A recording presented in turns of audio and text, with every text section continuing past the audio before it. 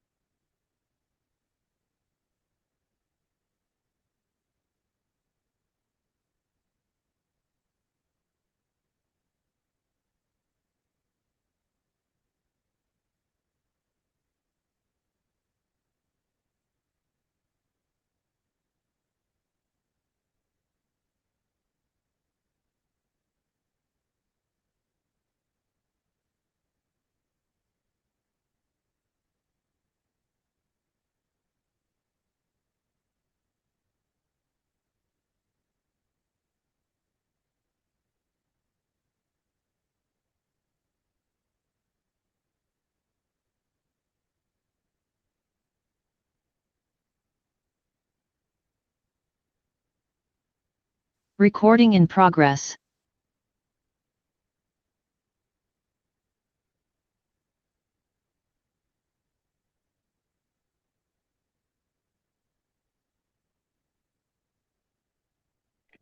There'll now be a moment for silence prayer or meditation.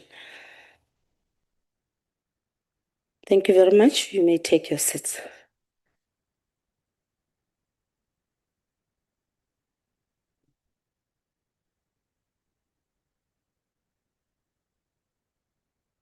Honourable members, may we take this moment and welcome Honourable Mokai after the incident he had back home. He lost his brother. We want to pass our sincere condolences as the NCOP. May you be comforted and as well as your family. And we hope God gives you strength so that you can pull through this difficult time.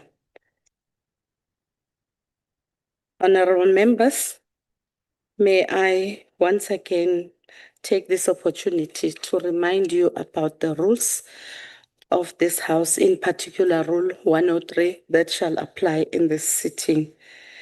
And in accordance with the Council Rule 229 Sub-Rule 1, there will be no notices of motion or motions without notice.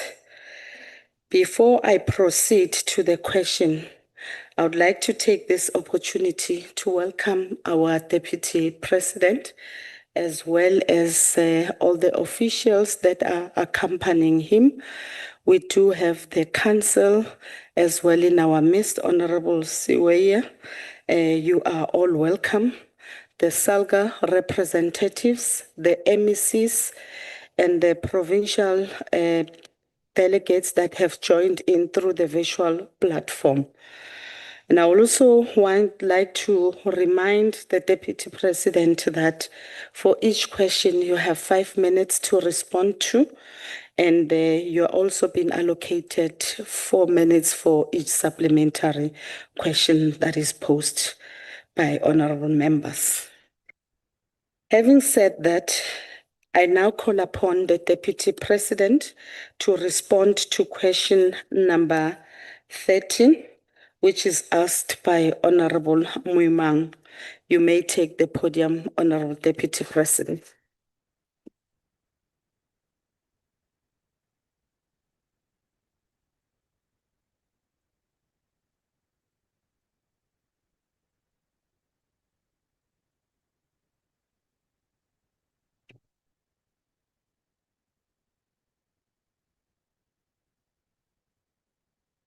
Thank you very much, Honorable Chairperson.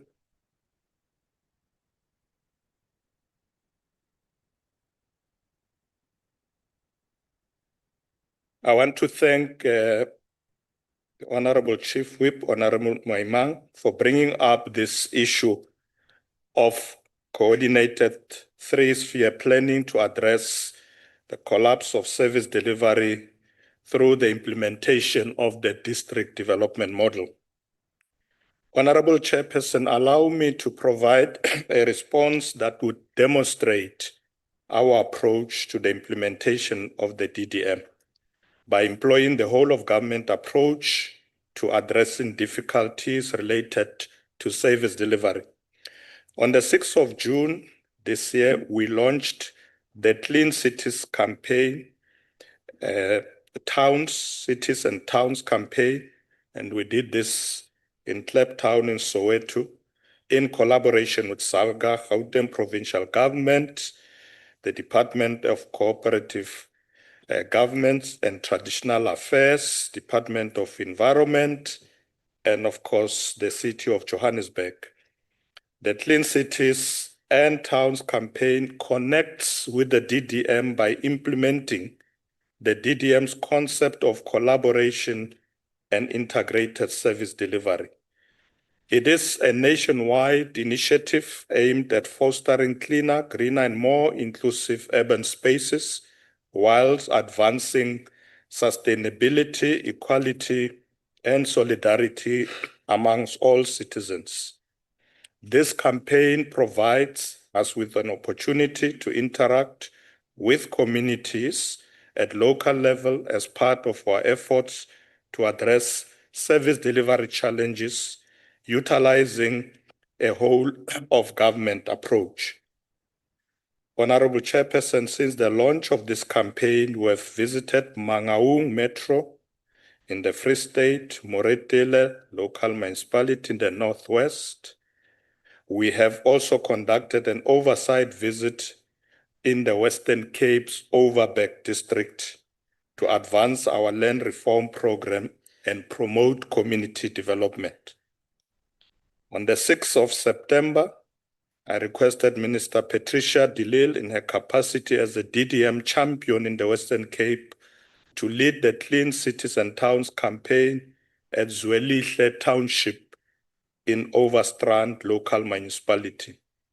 Through the participation of relevant national ministers, deputy ministers, premiers, MECs, and all DDM champions in the Clean Cities and Towns campaign, we can pull together all relevant stakeholders to report on progress whilst we interact with communities to understand their service delivery challenges.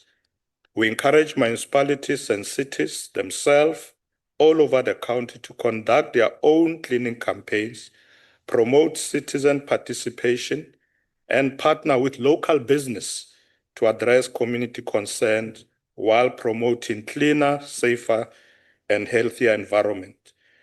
In addition, on the 19th August, I visited the Eastern Cape where I had engagement with His Majesty King Ndlovuezwe Ndamase of Amampondo Asenyande. This forms part of our government holistic approach to service delivery that is inclusive, culturally sensitive, and responsive to the diverse needs of our communities. Lastly, Honorable Chairperson, on the 18th of September, together with Minister of Public Works, I will have an opportunity to engage with their MINMEC. The focus on reforming the local government funding revenue, collected model, professional municipal management, and enforcing minimum competency requires for senior officials will be the matter that we focus on. By utilizing this approach, we will continue to bring together all spheres of government to strengthen collaborative and localized planning to address service delivery challenges. I thank you, Honorable Chairperson. Thank you very much, Honorable Deputy President, for the response. I'm now requesting Honorable Chief Whip, Honorable Mimang, to ask the supplementary question. Thank you, Chairperson of the National Council of Province, and greetings to yourself and also esteemed members and our esteemed Deputy President. Let me start by appreciating the detailed response that the Deputy President has given. And indeed, the response captures that indeed a greater part of the solution to strengthening the state of our municipalities is much more informed by paying much more attention on those municipalities that are not doing quite well, and the management thereof is found to be limping.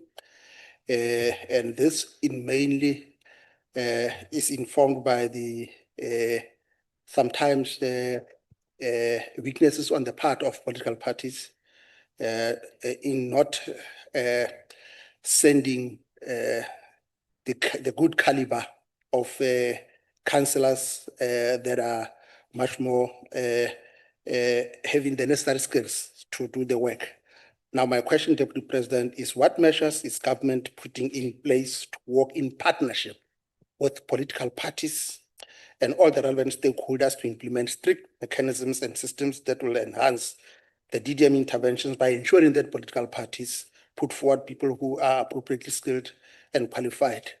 And I'm happy to indicate to the Deputy President that this House, this coming week, we will be having our local government week in the province of Western Cape as part and parcel of buttressing the effort that the Deputy President is leading. Thank you, Chair. Thank you very much, Honorable Muima. Over to you, Deputy President. Thank you very much, Honorable Muima. Indeed, the success of the district development model requires collaboration, coordination by all three spheres of government, particularly in the period where most of municipalities have coalition governments. It's important that we strengthen this coordinated approach. Honorable Muima, you'll recall that in 2023, I convened a national dialogue here in the Western Cape, at the University of the Western Cape, where we brought various players from national, provincial, and local government to discuss how best we can work together to ensure a coordinated approach to service delivery. We know that at local government level, we have the Municipal Structures Act and other mechanisms, but the interface with provincial and national government is the one where we saw glaring weaknesses. As a result, in that dialogue, it was agreed that it's important that we close the gap, make sure that there is much stranger coordination in terms of how we provide services. That will avoid a situation where we work in parallel or we duplicate services. There are instances where even at the national level, ministers of the national government will have programs in a particular province but not coordinated. And therefore, this intervention was to ensure that we deal with that weakness and make sure that there is stronger coordination. We have observed that since that time, our DDM approach has been improving the way we do service delivery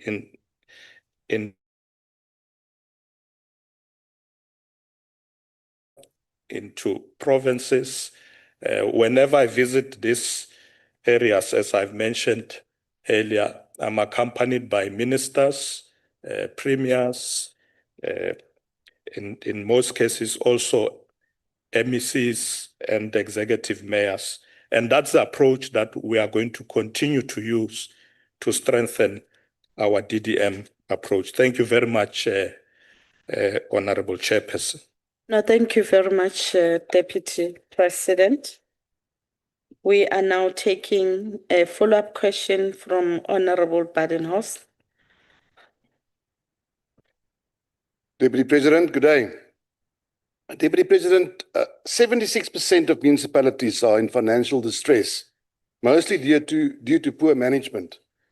Why is cadre deployment still the organizing principle of local government appointments instead of professionalization on merit like the DA proposes? Thank you. Over to you, Honorable Deputy Minister. It is true, Honorable Chairperson, that a number of our municipalities are in dire straits. Some of them are not able to provide basic services that they should. We have taken a decision as National Cabinet that the Minister for Local Government should focus on that problem. And the Minister and the Deputy Ministers of Local Government have been to many of these municipalities and are intervening. We have seen improvement in a number of them. There are a number of issues that make a municipality not to be very effective. One could be skills, as Honorable Badenhorst is saying, that maybe we do deploy people without skills. I want to assure you that from my party, we don't do that. I know that I know that when people hear the word cadre development, they think it's jobs for pals. That's not the case. Cadre development means you train your members adequately for the task ahead, and therefore you deploy them accordingly in line with the skills that they have acquired. So meritocracy is not new to the ANC. In fact, it has always been our guiding principle. But you do find a situation where at the local level, because sometimes we have no choice on who comes in from a ward as a ward councillor, because we involve communities. And sometimes communities do elect people who, once they get there, are struggling in performing their duties. But when it comes to the executive, like your mayors and so on, from my party, they get interviewed, and I'm sure some of the honorable members sitting here who have been mayors can testify to that. They get interviewed properly, and once that process has been completed, he or she who has gone through that process will then her name will be taken forward to be considered to be the mayor. It also goes for the officials in the municipality, your city managers and so on. There's a very rigorous process. So I have no doubt, Honorable Badenos, that our intervention is going to improve things at local government level. It is a priority for us because local government is closer to the people, and therefore we want to ensure that those municipalities work effectively. And we have said to the Minister of Local Government, where you find that municipalities are appointing people who without requisite skills, you must intervene, and those people must be removed. So we are not going to experiment with structures that must serve our communities by putting people who don't have the requisite skills. So rest assured that the intervention is there and it is working. Thank you very much, Honorable Chairperson. Thank you very much, Deputy President. We're now proceeding to the next follow-up question, which shall be asked by Honorable Siwisa, EFF.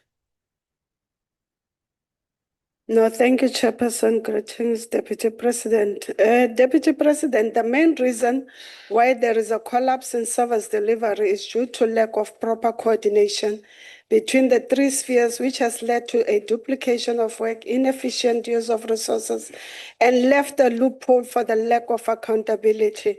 This model was introduced in the sixth administration, and since its introduction, there have been more cases of corruption and collapse of municipalities. Were they taken into consideration? Why was there no proper coordination from the beginning between the three spheres, and what was the purpose of introducing the district development model? Thank you very much. Over to you, Deputy President. Thank you, Honorable Chairperson. Thank you, Honorable Siwisa, for that follow-up. Yes, we have noticed ourselves that there have been some challenges in the initial stages where people were appointed in some of the municipalities without requisite skills or proper training, and that's why we started intervening. For instance, this idea of interviewing mayors is not something that we started right from the beginning. We introduced it in maybe the last two terms when we realized that it's not enough just to have a democratic process and say communities will nominate councillors, we will nominate councillors through our branches. We felt there's a need for an intervention which we have now done. So I agree with you that perhaps it's something that should have been done much earlier, but it has been done. And remember, these interviews for people who become executive mayors and district mayors is done at a higher level by the provincial structures.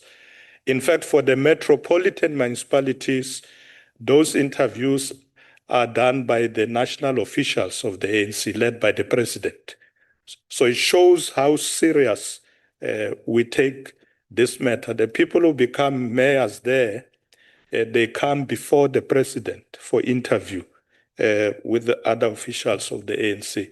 So, Honorable Suisa, yes, we could have intervened much earlier, but it's never too late to mend. So we are now intervening.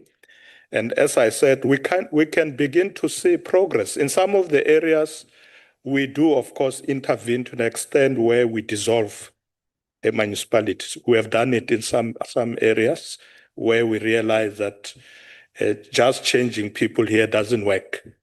But the problem, of course, is that in some of the communities, when we do that and we create an opportunity for new elections, the communities bring the same people.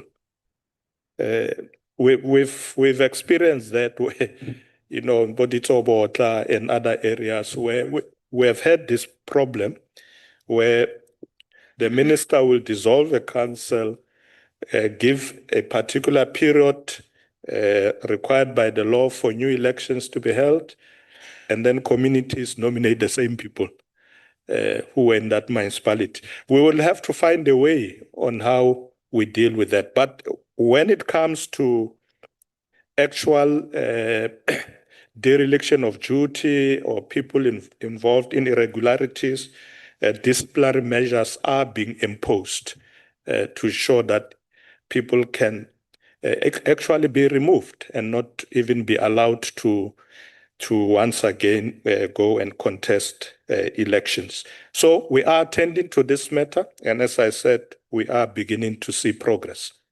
Thank you, Honorable Chairperson.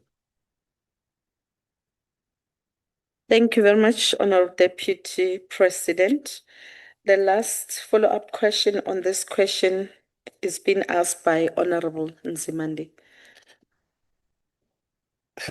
No, thanks, Chair, and good afternoon, Deputy President.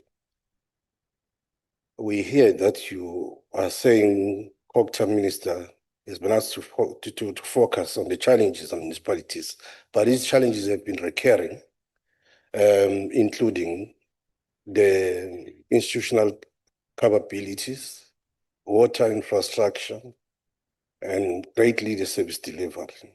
The question which the citizenry will expect you to answer is are the preventative measures or different interventions not previously tested that the government will apply to address these challenges?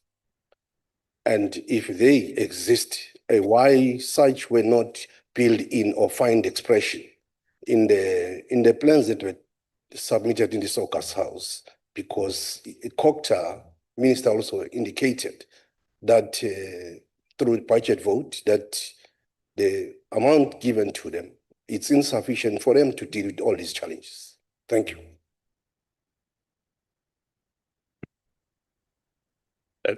Thank you very much. Thank you, Honorable Chairperson. It is true that some problems have been recurring. The Minister of COGTA is not working alone, as I alluded in my initial answer. There is coordination with other ministers, for instance, the Minister of Finance, or let me say Treasury itself, working with COGTA MECs in provinces to be able to have a comprehensive intervention. Because what we want to avoid is exactly that problem, that problems recur, you know, they keep coming back. So we have asked the minister to ensure that the intervention should be very comprehensive. Where there's a challenge of skills, we must deal with that. In some municipalities, you also find that there's a problem of economic base. So some municipalities don't have a proper economic base. So as a result, they struggle with revenue. Because the theory of independent local government in South Africa was premised on the fact that they are able to collect rates and taxes. So when we do a division of revenue as a national government, we do it in that context, that money must be divided between national government, provincial, but local government gets a minuscule portion of that because it is believed that they can collect revenue. Now, we found that that is not real in most areas. Those municipalities are not able to collect, not only because of corruption or irregularities, but simply because there are no industries in that particular area who are paying rates and taxes. And when it comes to households, you find that there are a lot of poor people in some of these municipalities, some of them unemployed in informal settlements. They don't pay for water, for electricity, and so on. So municipalities are having it tough out there to be able to survive on their own. So we are relooking at our model at the moment to see how do we intervene in such situations. The metros are a bit better. You will see, in fact, that the bigger metros are beginning to get much better because most of them have industries in their areas of jurisdiction. They collect revenue and they are able to address services. But we are with the intervention by the Minister of Coctes to ensure that these problems must not recur. Once we say we are intervening, we are prioritizing local government, we are sorting out the problems, let's make sure that that is the case. Thank you very much, Honorable Chairperson. Thank you very much, Honorable Deputy President. We are now proceeding to question number 14. It's with regards to municipalities that are owing the water boards. The question has been asked by Honorable Skier Kochel from Free State, a DA member. Over to you, Honorable Deputy President. Thank you very much, Honorable Chairperson. Let me thank Honorable Skier Kochel for raising this important matter. On the 8th of April this year, the Department of Cocta and the Department of Water and Sanitation briefed the water task team on the performance of water services authorities and presented the status of municipal debt to the water boards. Honorable members will remember that the President established this water task team, which I currently chairs. So they gave a very extensive report. As of June 2025, the collective debt owed to water boards across the country stands at 25.1 billion. So Honorable Skier Kochel is not far from it at 25.6. And to address this challenge, Honorable Chairperson, the Ministry of Water and Sanitation has made a call to all affected municipalities to make regular payments on current accounts for undisputed debts. There are instances where municipalities will dispute the debts, but we said where there are no disputes, they must pay immediately. But also they must ring-fence those disputed amounts so they can then be looked at. And then lastly, enter into structural payment agreements for historic debt, because we know they can't pay everything immediately. In addition, National Treasury has agreed to withhold equitable share transfers to worst performing municipalities in terms of non-payment to water boards. And this has been done at the request of the Department of Water and Sanitation. So if the municipality does not pay water boards, National Treasury will then top slice funds that would otherwise have to be transferred to that municipality to be able to pay the water boards. The equitable share, as I said, is withheld, and it will then, this will be done in tranches on a quarterly basis. And once the situation improved, it will then be released proportionally as municipalities make their payments to the board. The implementation of this mechanism began last year, December, and is in progress for municipalities that are failing to comply with the payment obligations to water boards. These measures have already begun to show some level of improvement in the financial sustainability of municipalities across the country. In addition, Chairperson, the Minister of Water and Sanitation has announced that Mangaung, Johannesburg, and Tshwane metropolitan municipalities have already managed to pay off debts to the water boards.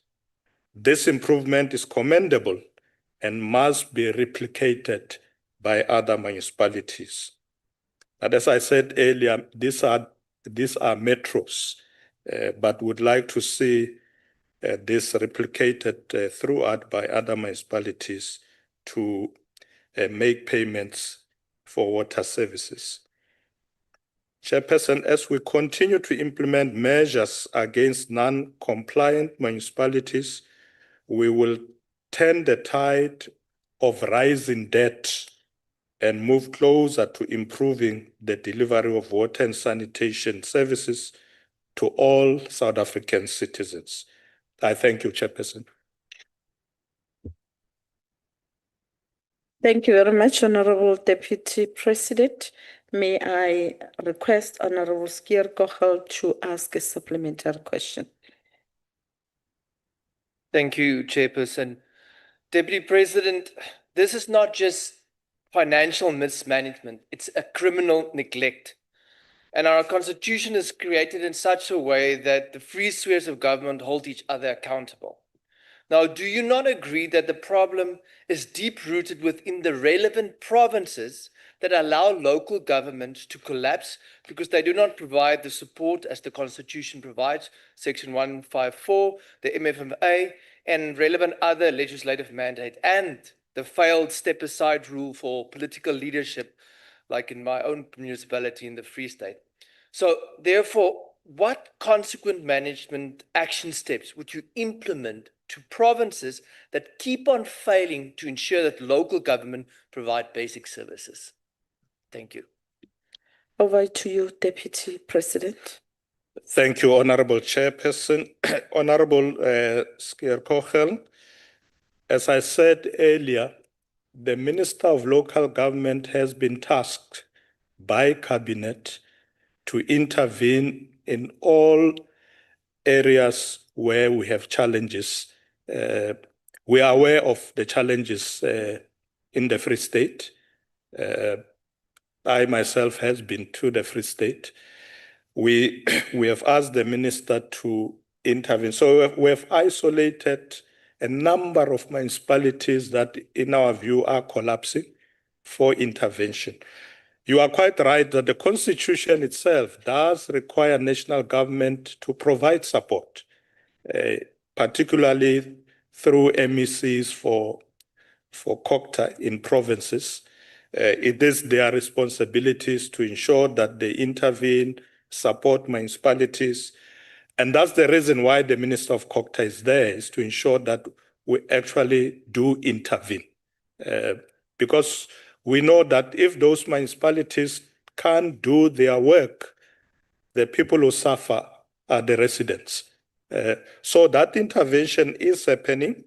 The minister will be reporting to cabinet shortly and give a comprehensive report on the measures that they are implementing. They have been to many areas in the country already. So it's something that is already happening. So we don't want to come back here and you say we have neglected to intervene. We are intervening. And I'm sure next time the minister is here, we'll be able to give this House a comprehensive report of all those interventions to ensure that all our municipalities are actually running efficiently, providing services efficiently, and making sure that we serve our communities well. So we are intervening. Thank you, Chairperson. Thank you, Honorable Deputy President. The next follow-up question is asked by Honorable Finis from the ANC. Thank you, Chairperson. Through you, Chairperson. Deputy President, the mounting municipal debt that is owed to water boards, coupled with poor financial management systems, severely impacts the financial stability and the ability of water boards to properly maintain existing water infrastructure and also build new water infrastructure projects for sustainable bulk water supply to communities. Has the national government looked at engaging with municipal officials, premiers and MECs to COCTA and finance to secure firm commitments to address the municipal debt to water boards and also devise new financial payment systems to improve their revenue collection capacity? I thank you, Chair. Thank you, Honorable Member. Over to you, Deputy President. Thank you, Honorable Chairperson. Honorable Finis, yes, that has been done. The Minister of Water and Sanitation has already met with most of these municipalities.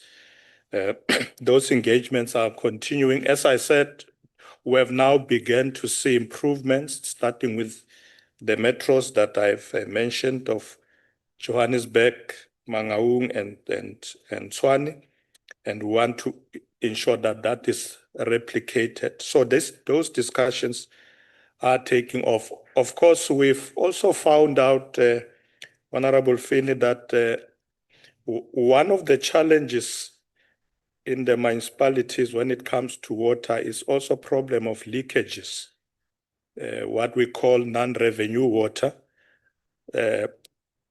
In fact, if you talk to the Minister of Water and Sanitation, she'll tell you that we don't have a challenge with bulk water supply. The biggest challenge is reticulation. And it's because of those problems.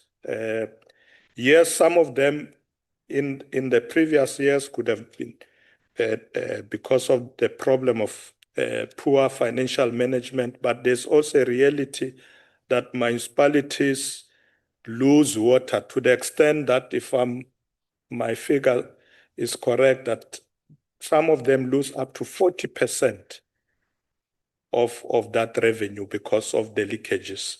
And that, of course, as the minister said, in some areas has to do with old infrastructure that needs to be repaired. And as long as municipalities lose a lot of water, it means they must make do with 60% of the revenue that they need to fix the pipes and do everything else. But the minister is meeting with all of them. Where there are culprits that withheld payments, that's where we came up with this idea with Treasury that we will top slice their budget so that we don't bankrupt the water services boards.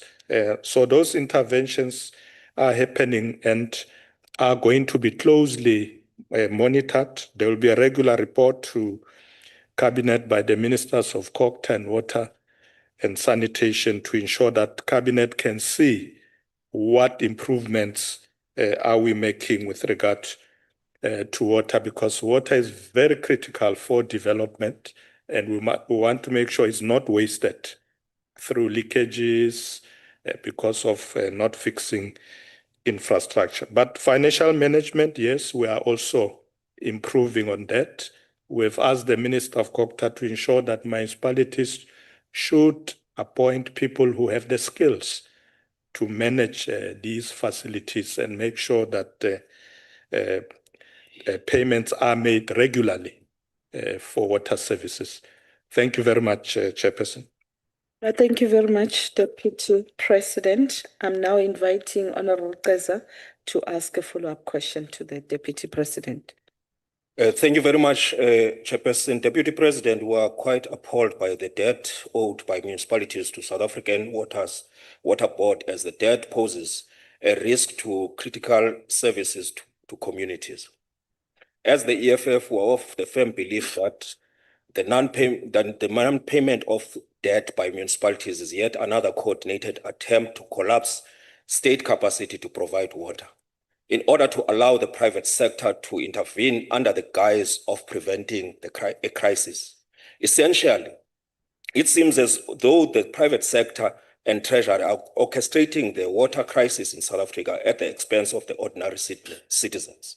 What immediate measures or accountability frameworks have you put in place to recover the debt owed to water boards across South Africa, which does not include the use of punitive measures such as cutting budget allocations to municipalities? Thank you very much. Thank you, Honorable Keza. Over to you, Honorable Deputy Minister.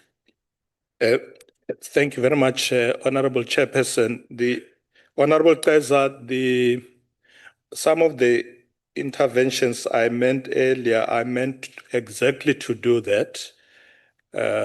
We don't want to be punitive, but where we realize that municipalities are not paying water boards and yet they are collecting revenue, that's where that measure is being used to topslice their budget.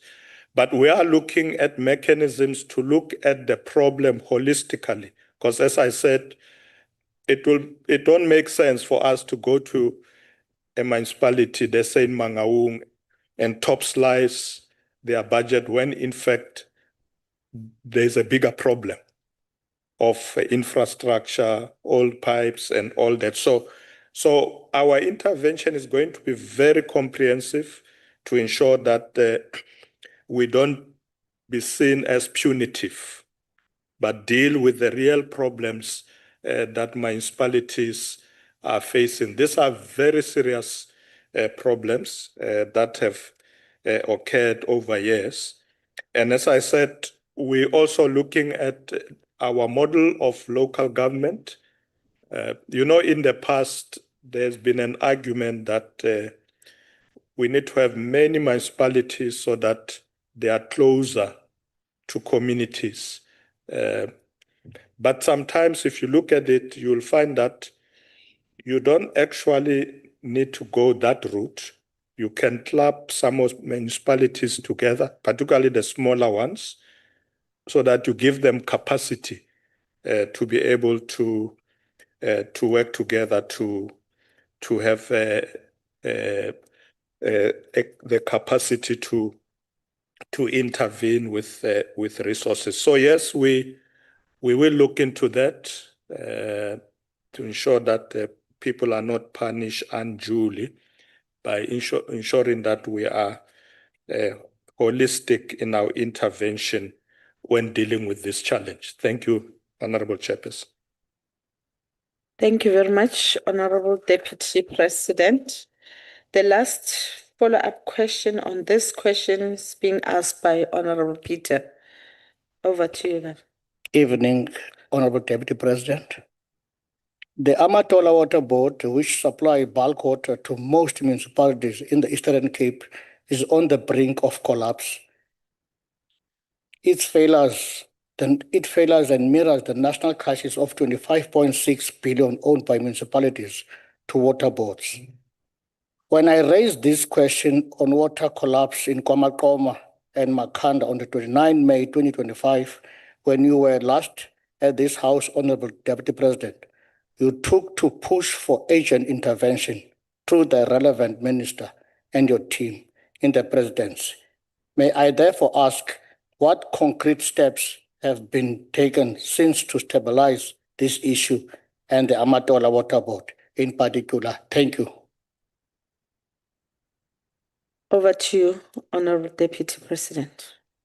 Thank you very much, Chairperson. I have been to the Eastern Cape a number of times. In fact, the past week when I was there, 2 weeks ago, I had a long discussion with the Premier about various challenges, not just water, including roads. Those who come from the Eastern Cape will know that there is a serious challenge of roads there.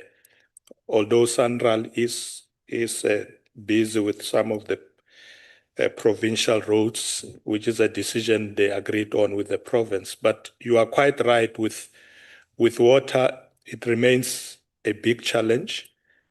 We will be going back there with the Minister of Water Affairs to see how we can assist, because when it comes to rural areas, the challenge is even bigger than the cities, to be able to lay out proper infrastructure and so on.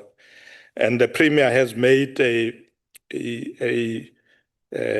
plea in his discussion with me that they do need assistance from national government.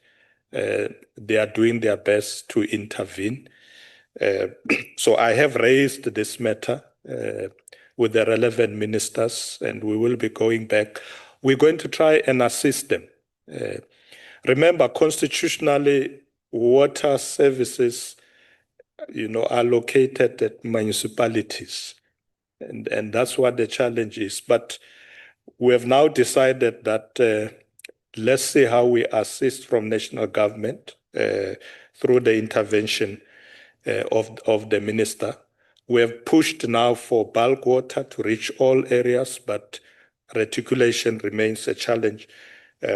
I will follow up this matter again with the Premier, and we'll be able to give you a detailed report. Thank you, Chairperson. Thank you very much, Deputy President. We are now proceeding, honorable delegates, to question number 15 that has been asked by Honorable Mulukume to the Deputy President with regards to the recently released Stats SA report that spoke about the increased unemployment rate. Over to you, Deputy President.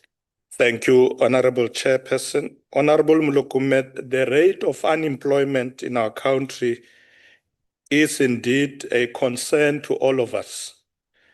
As such, government is currently implementing several collaborative initiatives, particularly to address youth unemployment by improving labor market function through skills training, work experience, entrepreneurship support, and also wage subsidies. Furthermore, government is utilizing labor-intensive programs like the Expanded Public Works Program, EPWP, also public employment programs, PEPs, and community work programs, CWP.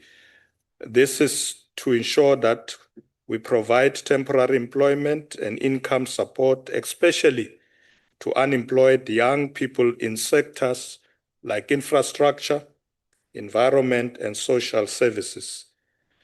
To this end, Cabinet approved Phase 5 of the Expanded Public Works Program.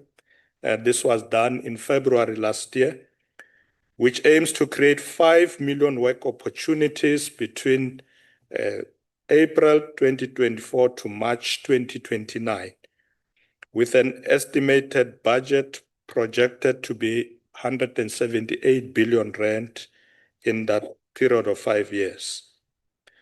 This program, Chairperson, aims to address youth unemployment by offering young people access to work opportunities through the massification of projects like the maintenance of roads, including pothole patching, public infrastructure development, cleaning and beautification of public spaces, waste management, and social services.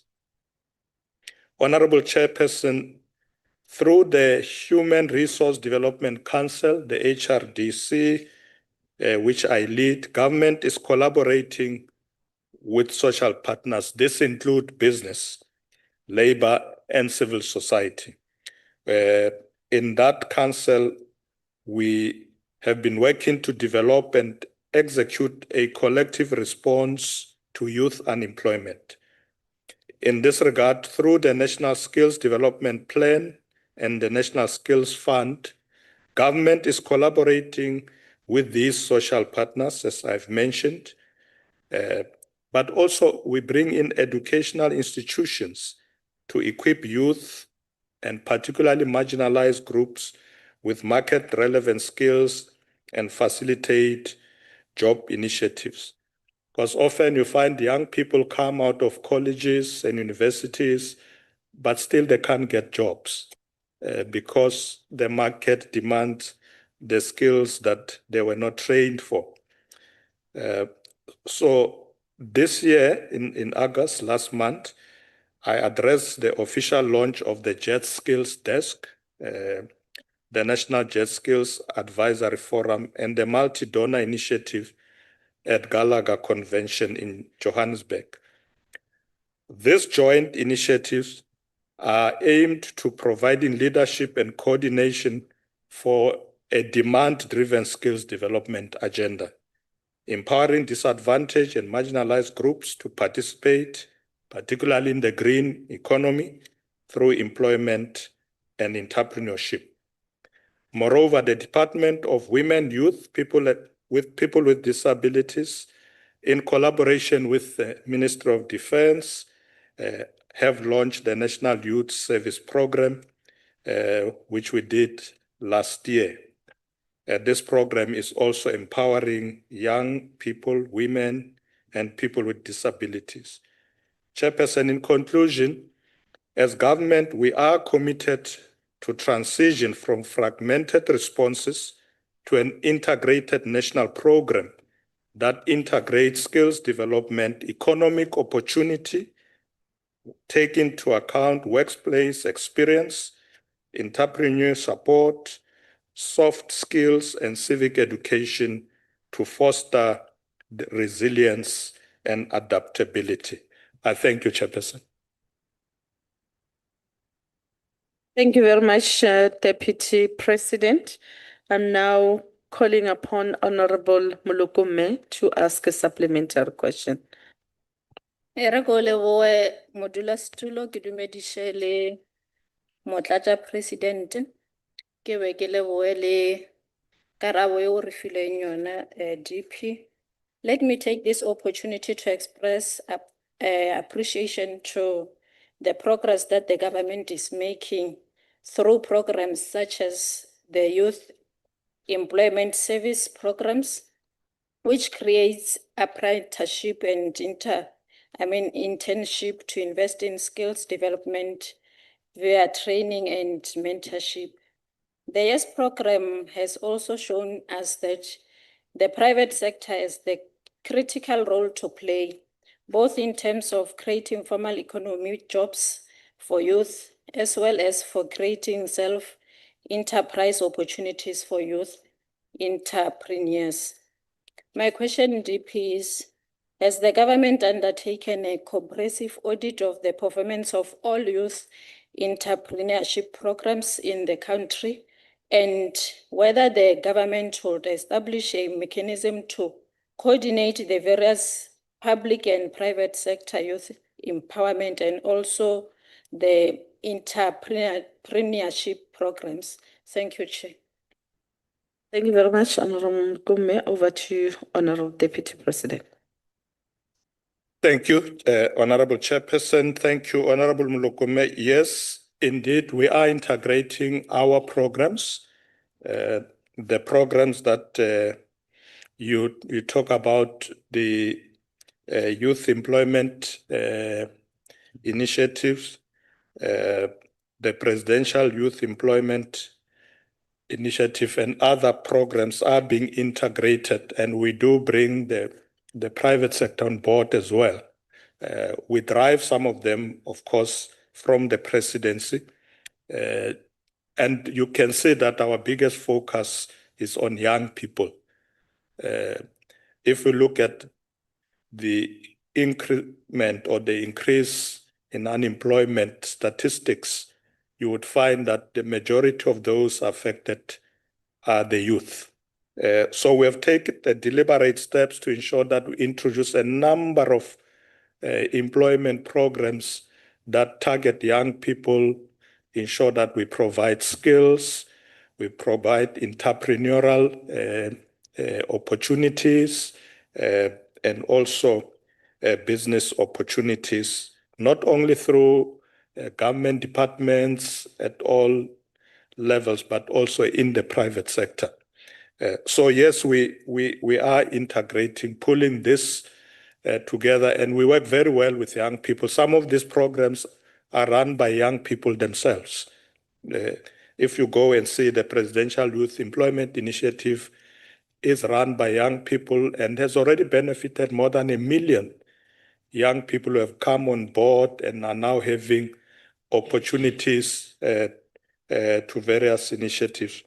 What we're trying to do is to instill in our young people that they must not have a mentality of the past. You know, you all remember honorable members in the past would wake up, it's your market, we're all going to look for jobs. We want young people to be the creators of employment. That's what we want them to do.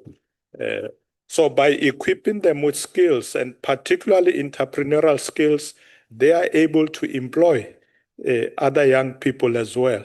And I think we must do more of that, where our young people must not be like us.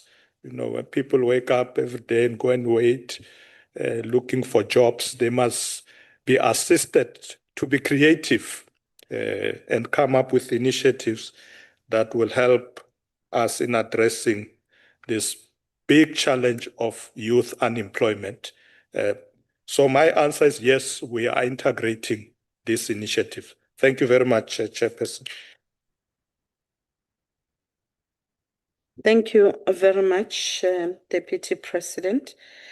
I'm now inviting Honorable Swart to make a follow-up question. Honorable Chairperson, and good afternoon, Deputy President. With the high rate of unemployment at 33.2%, the country is past due for a review of the failed policies of your party over the past 30 years. Why does government persist with job-killing policies like BBBE and bargaining council restrictions when the DA show that the scrapping of these in favor of targeted non-racial SDT-based empowerment would actually open up opportunities for SMMEs and to create the much-needed jobs? Must we as South Africans wait for another expensive talk shop instead of urgent reform taking place in our country? Thank you. Over to you, Deputy President. Thank you, Honorable Chairperson. Honorable Swart, the BBBEE is not a failed policy. In fact, I think it must be implemented more rigorously, because you say the BBBE policy deals with the empowerment of those who have been disadvantaged in the past. It is not correct. There were in the country where Black people are probably 90% of the population, but 70% is controlled by others. It can't be allowed. It will never be allowed. We have to come with policies to change that. Anybody who says we must scrap that, it means we must go back to apartheid. You basically say, leave the economy in the hands of whites. and that's how this country is going to work, it will never be allowed. Black people must be empowered by this policy of triple BEE. And we have seen, honorable members, that it does work. There are many companies run by Black people that are very successful. In fact, Honorable Gwede Mantashe was saying, the Minister of Minerals this morning, that most of the companies now operating in the mining industry, in the coal industry, are Black companies. And those people were empowered by these progressive policies of our government. We must continue to do so. It is not this policy that is bringing high unemployment. It's conditions of the current geopolitical situation as well. Unemployment is not a problem only of South Africa. It is there throughout the country. When the global economy is not doing well, it affects us here. So we must look at this holistically, but I will not agree with anyone who says Black people don't need to be empowered. We will never agree to that. Thank you, Chairperson.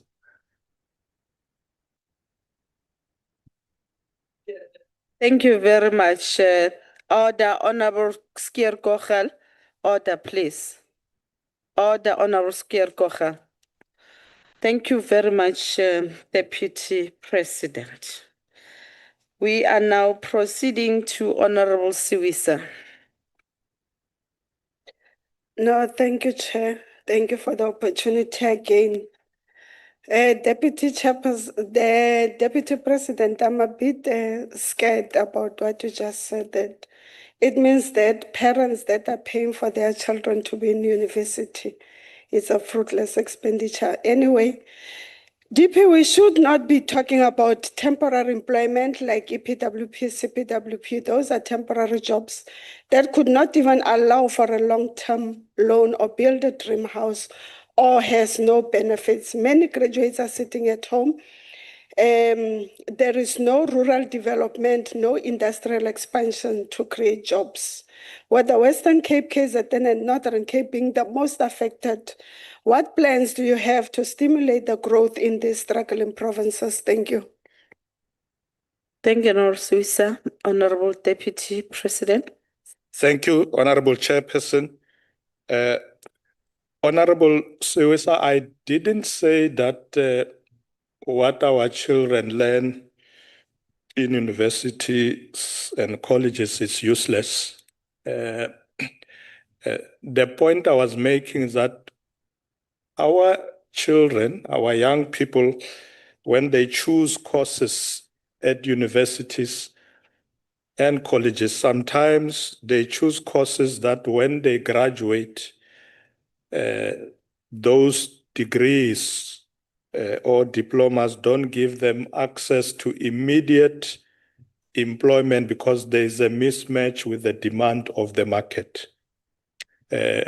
What we are trying to do in the HRDC is to engage various social partners, including institutions of higher learning, to channel a lot of our young people to go for these courses where there's high demand in the market, so that we don't have unemployed graduates. There's a lot of demand, for instance, in the mining industry for engineers of various sorts, but you find that many young people who come off the schooling system don't go in that field of study. So it's really something that we need to fix as a country, because you will see that in certain sectors of our economy, there are still a lot of adverts for jobs. But then young people have different qualifications. So yes, we mustn't say that it's a fruitless expenditure. I think it's good that people can, learn anything they want to learn. But I think let's help guide young people to say, try these fields as well. That's where the jobs are.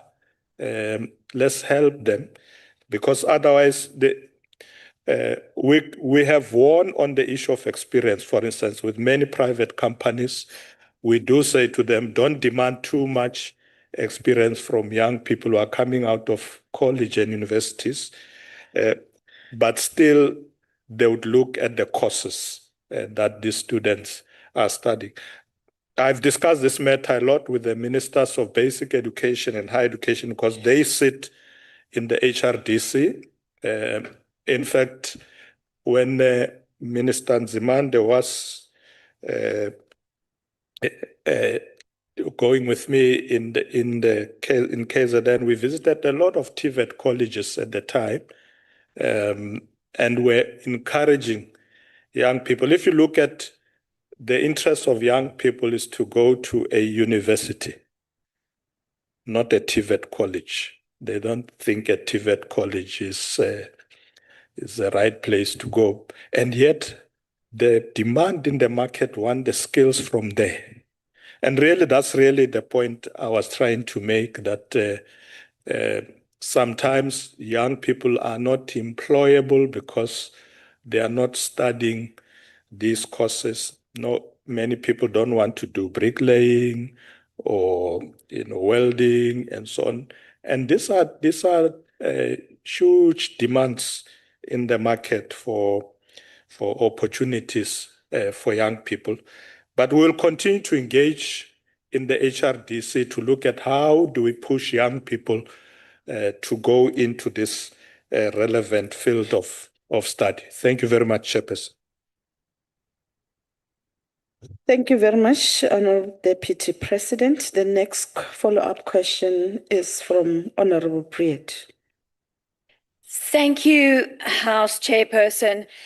Chairperson, Honorable Deputy President, I think that it is a very populist propaganda to say that if we do away with racial-based legislation, apartheid will return. And I would like to warn against making such populist statements in this House. But Chairperson, let me get to my question. Honorable Deputy President, if broad-based Black economic empowerment in that form has been around for 20 years and racial-based legislation has been around for 30 years, and yet our unemployment has only worsened, how can government continue to claim that more of the same racial policies will solve our crisis of unemployment instead of pursuing merit-based systems that attract investment and benefits all of South Africans? I thank you. Honorable Deputy President. Thank you very much, Chairperson. Honorable van der Berg, triple BEE is not a racial policy. It's a transformative legislation. You see, I spent more than 40 years of my life fighting apartheid. I'm not going to allow it to come back. Not by any form. I am here where I am because I want to empower Black people. They were oppressed. And today they don't even control the economy. I don't hate white people. I like them. Many of them are my friends. But we must share this wealth. We want the Africans in particular to run businesses, to be funded. It's not racism. It's transformation. And that's really what we must do. We are not going to back off. Otherwise, we shouldn't be here. What are we doing here if we are not going to empower those who were previously disadvantaged? It's not racial legislation. In fact, we need more of this kind of legislation. I don't think we have enough of it. Many people have been waiting. Let's make sure that we use this legislation properly. We are not discriminating. We are empowering. That's what we are doing. Thank you very much, Chairperson. Thank you very much, Honorable Deputy President, which then takes us to question number 16 that has been asked by Honorable Peza, who's standing in for Honorable Makesini. The question is in relation to the support and the empowerment of our NPOs, particularly from the locations that have ceased to receive the foreign assistance on HIV/AIDS programs. Over to you. Thank you very much, Honorable Chairperson. And let me thank Honorable Keza on behalf of Honorable Makasin. In response to the perceived challenges of the withdrawal of US funding on HIV/AIDS programs, government has moved swiftly to mitigate the negative impact of the President Emergency Plan for AIDS Relief, which is called PEFA, to move in for this withdrawal. These measures include the implementation of contingency plans by the national and provincial departments of health to ensure sustained delivery of health services, especially in 27 districts that were funded by PEFA. In this regard, Honorable Chairperson, the National Department of Health, together with provincial departments, conducted a review of the approved HIV and AIDS conditional grant business plan for 2025-2026 financial year to reprioritize to avoid service disruptions. Honorable members will have noticed that even though these cuts have come in, we have not cut services in this regard because we are reprioritizing and bringing resources from other programs. Furthermore, the Minister of Health has engaged the Minister of Finance to look into the possibility of funding these gaps from the fiscus. This engagement has paved the way for the National Department of Health to submit a request for funding to the National Treasury to assist in closing the gap left by US aid, as it relates to supporting local nonprofit organizations involved in the implementation of HIV/AIDS, but also TB programs. To this end, the Department of Health subcontracted non-governmental organizations led by people living with HIV to support the implementation of what the minister calls Close the Gap HIV treatment campaign. This has been launched already. This campaign seeks to accelerate the enrollment of people living with HIV on treatment with a view of attaining the UN AIDS 95-95-95 targets by 2025. When delivering the Ministry of Health Budget Board, Minister Motsoaledi announced that the National Treasury will allocate another 590 million rands to provinces to close the gap left by US aid withdrawal.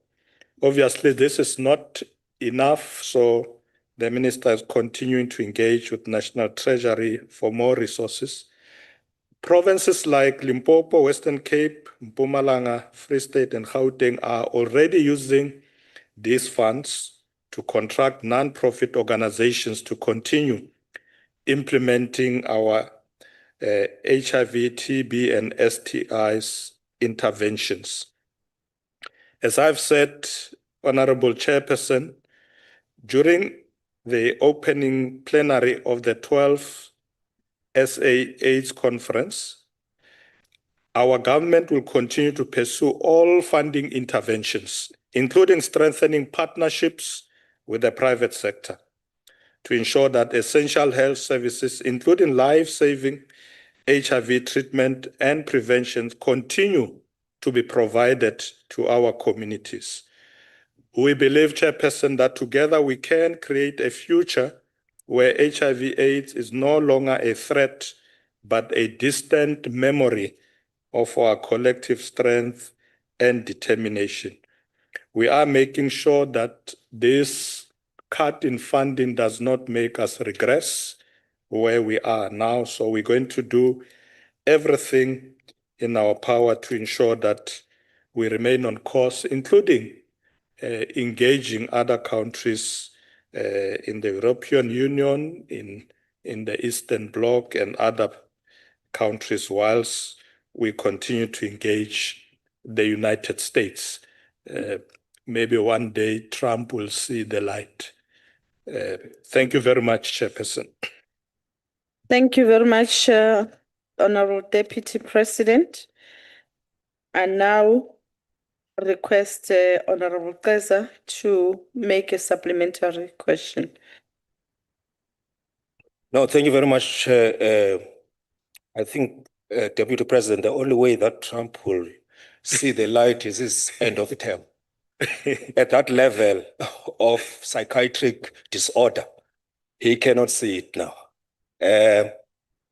South Africa's fight, Deputy President, with HIV goes back decades and is being under threat as the US funding cuts are beginning to hit home. Cuts in US funding for HIV programs have already led to closures of local NGOs, declines in testing, HIV diagnosis, and treatment initiation activity, with the impact already felt amongst the country's most marginalized groups. Given that the goal to end HIV and AIDS as a public health by 2030 in a funding storm, what measures have you put in place to ensure that vulnerable groups still have reliable access to life-saving medication? Thank you very much. Thank you very much. Thank you very much, Honorable Keza. Over to you, Minister. Deputy President, sorry. Thank you very much, Honorable Chairperson. Honorable Keza, we had a discussion with some colleagues recently, and we were saying, well, you know, it's another 4 years, Trump will be gone, things will change. And someone said, well, you have not looked at his deputy, who might come after him. He might be worse. So don't entertain this idea that in 4 years we will be fine, Trump will be gone. If Vance come in, I'm not sure if we will be better off. So we must prepare for the worst. In fact, I think we need to take a decision as the country to say, should we really rely on them? I think we need to begin to say, can we do these things ourselves? As a country, as a continent, this thing of relying on other people is not sustainable. I think we must begin to reprioritize, take measures to ensure that we are self-sufficient and self-sustaining. I think we must begin to understand that we are really on our own. Whether it's Trump, it's Vance, I don't even know if the Democrats will be better. I think the continent must begin to say, how do we deal with our own development? How do we, the African continent has got minerals, and yet we are beggars. That can't be explained. So let's focus. Let's not be crybabies to Trump. Yeah, let's look at what we can do for ourselves. Honorable Keza, I did say earlier that the minister is working hard to try and find solutions, find resources, but we need to look at also innovative technologies. In the recent meeting of the South African AIDS Council, there were reports that even the kind of treatment people are receiving now is improving. Instead of people, taking tablets every day, they can take it once a month. Instead of collecting this treatment every month, now they can do it once in 6 months. So things will improve. And the cost of treatment might become cheaper as we get new drugs, new approach to treatment, but prevention remains key. But as I said, one of the challenges, Honorable Chairperson, is that with the second 95, that's where we're worried about treatment. There are a lot of people who have been diagnosed who are not taking treatment, about 1.1 million people. So we need to find them. When the minister talks about closing the gap, he wants to find people in that second 95, because that's where the issue of antiretroviral treatment is key, and people are not coming forward to get their treatment. Thank you very much, Chairperson. Thank you very much, Deputy President. The next follow-up question is from Honorable Kaunda. Over to you. Thank you very much, Honorable Chairperson.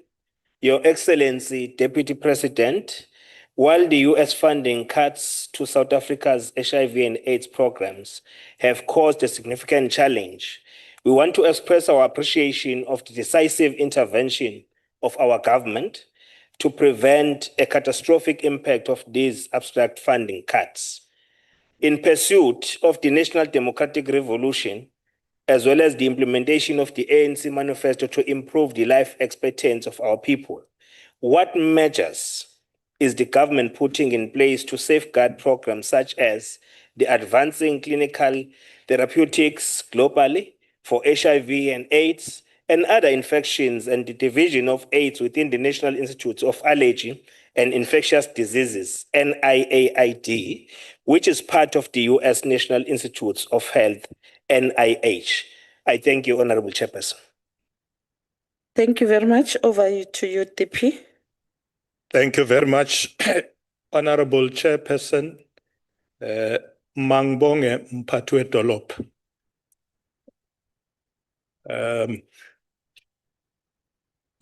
You know what Mphathu Dolop is? Is the mayor, executive mayor. Once a mayor, always a mayor. Mphathu Dolop, you are quite right. He was very good. You are quite right. We are looking at various packages in discussion with other institutions. In fact, last week, Monday, this week, Monday, we had the South African AIDS Council, where we had a lot of researchers, academics, and everybody else, where we are looking at alternatives. How do we deal with this challenge now that the cuts are real? Yes, on the other hand, the minister is saying, I'm going to try and reprioritize programs there and there, talk to National Treasury, but as a collective of society, all of us were sitting there and say, what do we do? That conference was a conference of 3 days. I attended the first day with Deputy Minister of Health and others. There were international speakers and delegates. We will find a solution, because the researchers are not looking only at the problem of funding, but whether we can get affordable drugs, whether that can be produced, so that if the cost of treatment is lowered, it means we can make do with our own resources without relying on other people. So we are busy doing that, and very soon the minister will come up with a report. The good news, though, honorable members, is that we have not reduced services in this regard. I did ask the minister, where are we? And he says, we're still providing services the way we were in all the districts, particularly the districts that are most affected. we are providing this service. So we just make sure, we must make sure that we don't drop the ball and regress. So we need to move fast to find alternatives that are going to help us stay the course. Thank you, Honorable Chairperson. Thank you very much, Honorable DP. We are now proceeding to Honorable Billy. Pinar, not Pinar. Thank you very much, Chairperson. Oh. Good afternoon to Phil. yourself and good afternoon to the Deputy President. Deputy President, you speak of reprioritizing the funds only now to deal with this crisis. Now, as the leader of the South African National AIDS Council, I want to ask, why have you for so long relied on the goodwill of foreign countries instead of ensuring that South Africa is self-reliant in providing critical life-saving medicines?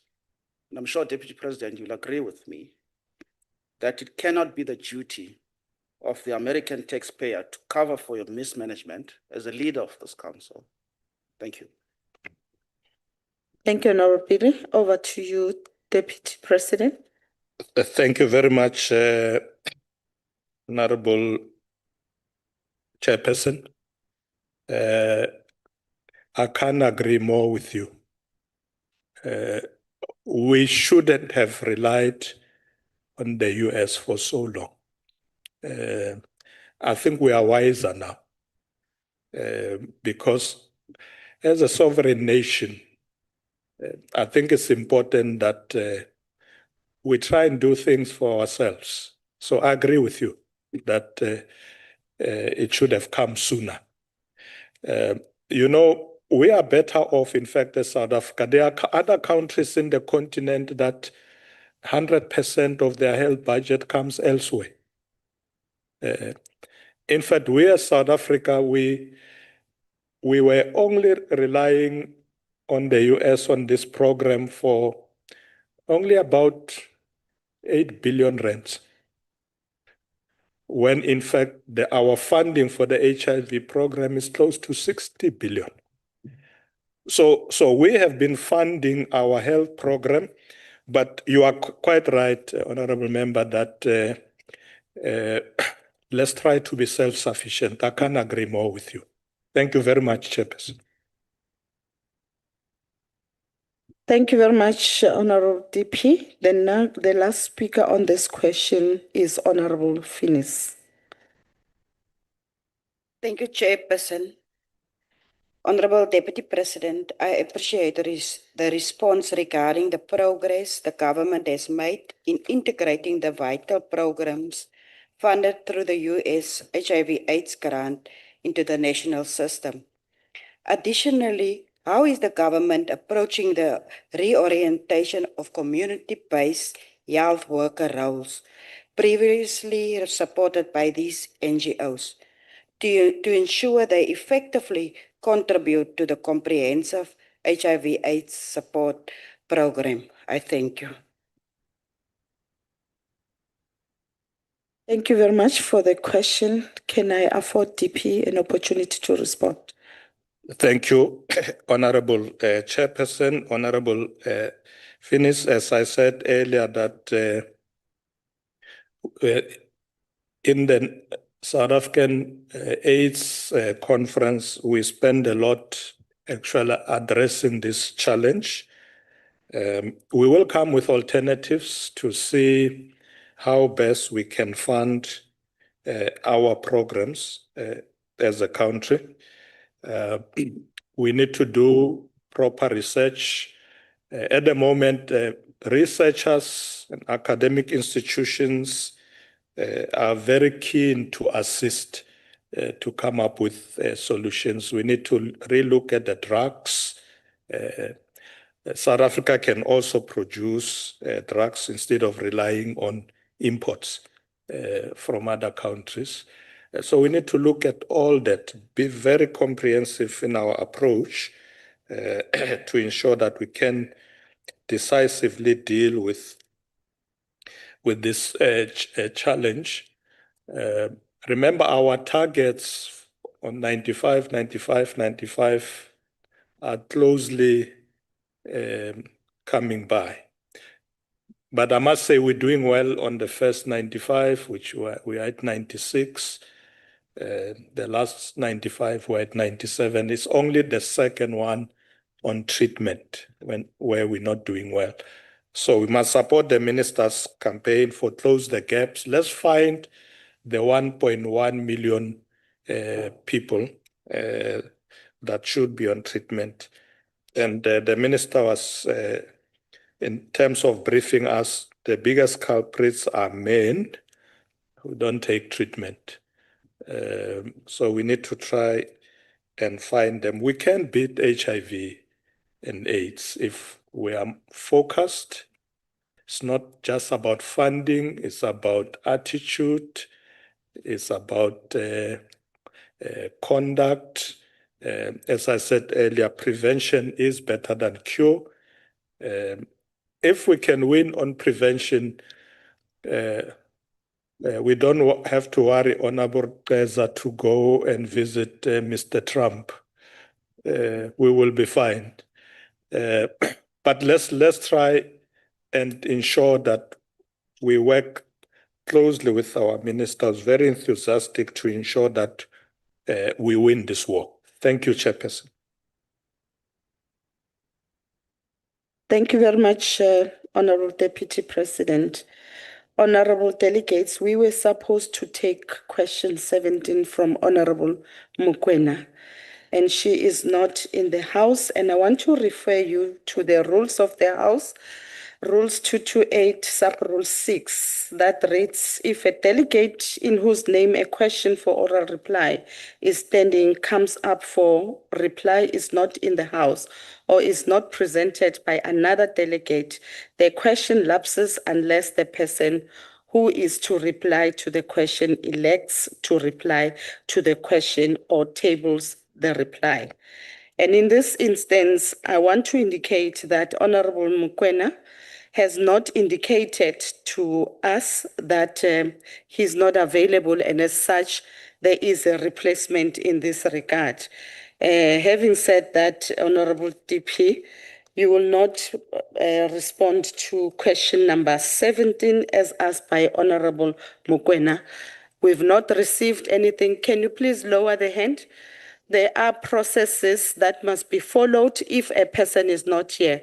Honorable Makesini has made an arrangement for Honorable Keza to stand in for him. Point of order, Chair. There's no point for you to argue. Now she's on the virtual platform, and as such, we will allow her to proceed on a virtual platform insofar as asking the question.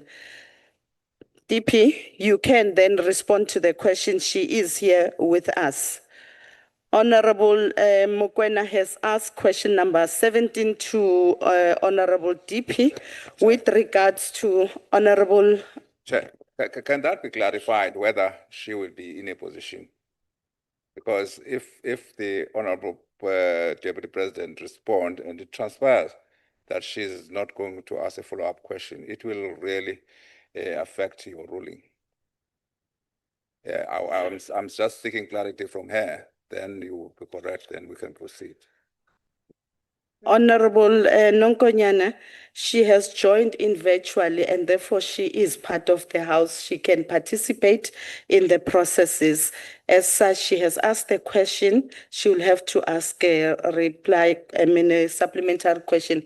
If she doesn't have she's happy with what the TP has responded to, and then he doesn't have to ask any supplementary question. As I was indicating, Honorable Mukwena has asked the question to the Deputy President with regards to lack of leadership or transparency. Over to you, Deputy President. Honorable Chairperson, thank you very much. Honorable Chairperson, in fulfillment of my obligation as a Member of Parliament, I have declared my financial interests to the Ethics Committee of the National Assembly. However, following a complaint that was lodged through the Registrar of Members' Interests on the 5th of March this year, the Ethics Committee found that there was an item that was not disclosed. In this regard, I made my representation to the committee. However, my submissions were not upheld by the committee. Once I have explained to them the reasons why I did not declare that, they said they came to a conclusion that I should have declared it, and therefore they are going to impose a fine of 10,000 rand because I have breached the code by not disclosing. As a disciplined member of parliament who respect the rule of law and the integrity of this institution, I have decided to comply with the decision, and the funds will be deducted from my salary. That's where we are. Thank you, Chairperson. Thank you very much, Deputy President. Honorable Mukwene, do you have a supplementary question? Yes, Chair, I do. Thank you, Deputy President, for answering that question. My follow-up question, sir, is as the Deputy President, we are fully aware of how much you earn because it is public knowledge. Therefore, would you be able to be open enough to tell us how you were able to afford a property of 7.5 million with your combined income? As the Deputy President of South Africa, we need to know the source of your proceeds of the residence that you have disclosed. Thank you. Thank you very much, Honorable Deputy President. I was not sure what is the member asking me now. Can you kindly repeat your question to the Deputy President? It's like a different question. It is Honorable not a different. Mukwene. Thank you, Chairperson. It is not a different question. Let me say it maybe slower. The Deputy Chairperson, the Deputy President declared a house for 7.5 million rands. Now, it is not a secret how much the Deputy President earns monthly or yearly. It is public knowledge. As such, we would like to know if he is willing to disclose how he was able to procure a house for 7.5 million. Thank you. Honorable Mukwena, unfortunately, you're asking Deputy President a new question. However, it is upon the Deputy President whether he wants to respond to the question or not. But the question Point of order, will Chair. have to Point be of order, Chair. hang on, Honorable Mukwena. Point Hang of order, Chair. This is the on. second time you We're are still- doing this to me. Can we This is switch the her second off? time. I'm going to have to Can we report this switch her now. off?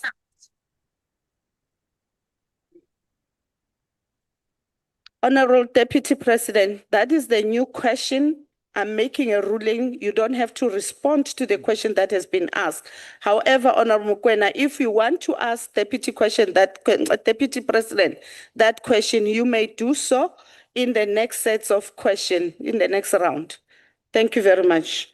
I'm now Thank you, proceeding to Honorable Ngumalo. No, thank you very much, Chair, and my humble greetings to your good self, the DP, and also members of this August House. Honorable Chairperson, my question to the DP is that we acknowledge that some will use administrative lapses to attack your decisive leadership despite the enormous progress that we have made in implementing programs related to service delivery, economic reform, skill development, and public health. My question, Deputy President, what measures have you or will you put in place as the leader of government business to strengthen the strict compliance with the ethics framework set out in the rules and legislation? Thank you very much. Ngumalo, Honorable DP. Thank you, Honorable Chairperson, and thank you, Honorable Umalo, for the follow-up. As I said earlier, as members of parliament, our responsibility is to comply with the rules of parliament. We are a constitutional democracy, and we have set up rules. One of those rules is that we need to declare our interests. I did say earlier that I did.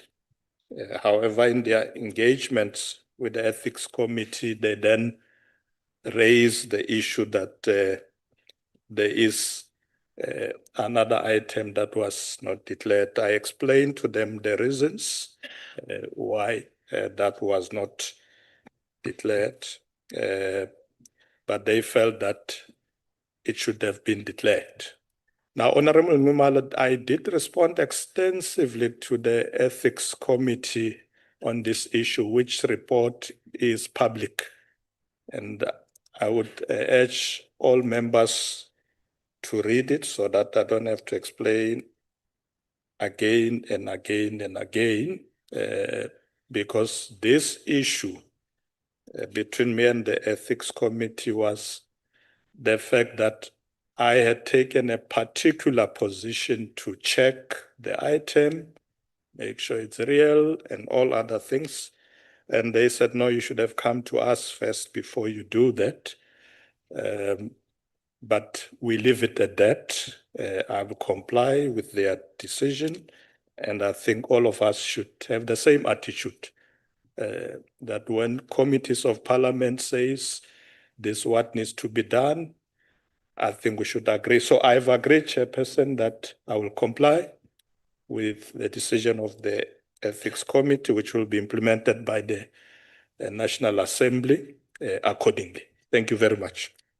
Thank you very much, Honorable DP. The next follow-up question is from Honorable Ryder. Thank you, Chairperson. Deputy President, be it undeclared diamonds or perceptions of influence over national lotteries or dollars in the couch, the leadership of this country is clearly reputationally tainted and have used positions of power to get their hands on vast sums of money that most South Africans could only ever dream of. This is due purely to the proximity to political power. Black economic empowerment has proven to be a smokescreen for economic empowerment of a relatively small number of ANC members, and South Africans have realized this. Deputy President, the people in our townships are not focused on ideology, they want jobs. Now, as leader of government business, will you show remorse for not declaring by ensuring that Cabinet opens up the economy to all and removes the legislation, like the Public Procurement Act, which does nothing but raise the cost of giving service to our people while blocking investment to the country under the guise of black economic empowerment? Thank you. Honorable Deputy President, I have not heard the relevance of the question in relation to what has been put before you. And as such, you are not obliged to answer to that question. And therefore, can you lower your hand, presiding officer? And as such, you're not going to answer to that question. I'm going to proceed to the next follow-up question. Honorable Gerike. Yes, Honorable Badenhorst. What is your point of order and on which rule are you rising on? Under your ruling now, Chair. Honorable, on which rules are you rising on? Chair, I'm allowed to rise under your ruling. I'll find you the exact rule right now. Please sit down, Honorable Badenhorst.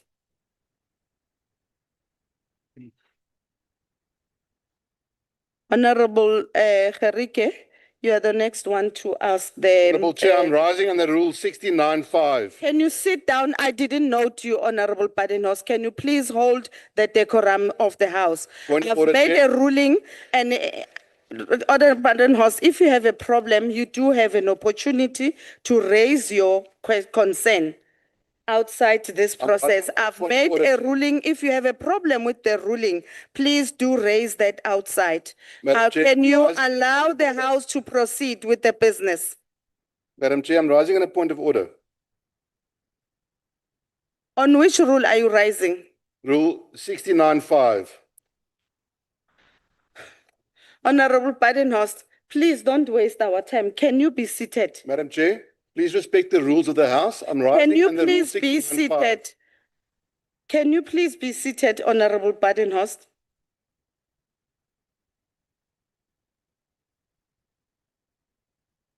Rule 69(5). Honorable Address Badenhorst. presiding officer on a point of order. Honorable Badenhorst, Sir?